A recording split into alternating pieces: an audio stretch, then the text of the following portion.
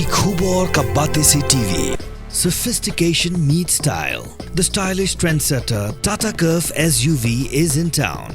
India's first coupe SUV is now in Shillong. Net foodish.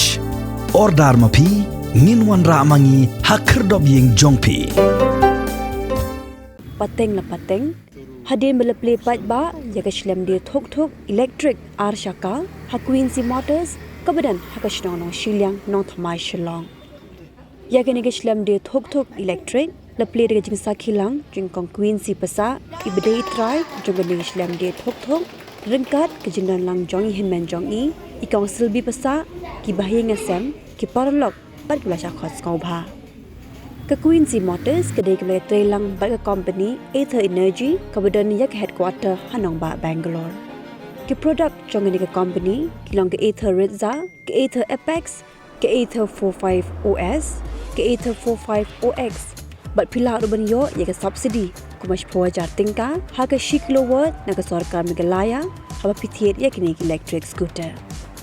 Kini ki scooter kidone ke R.0 kilowatt but ka lai 0.9 kilowatt battery capacity but ka subsidy kan wan kumba 8,000 tingka but lai 5,000 tingka wan ban le ka test drive but ban sngo tho hi dalade yakine ki electric scooter kibran ha Queency Motors but nak ban ta ki jungtep ki khambania phila ban telephone how mobile number do khandai not khandai lai iwe nyo lai not pra Lajong supplement na kaya December nila pun Plie kini ke showroom pakai pesan thaja ke mommy.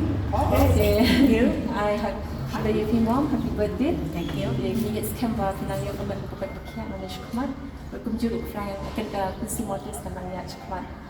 Nila ban kiu, nila ban ai ke shabi berharap ni customers kita dari. Ini bukan show yang kami buat. Yang kami sedang try ni yang ni gaya Queency Motors ini kami buat kita.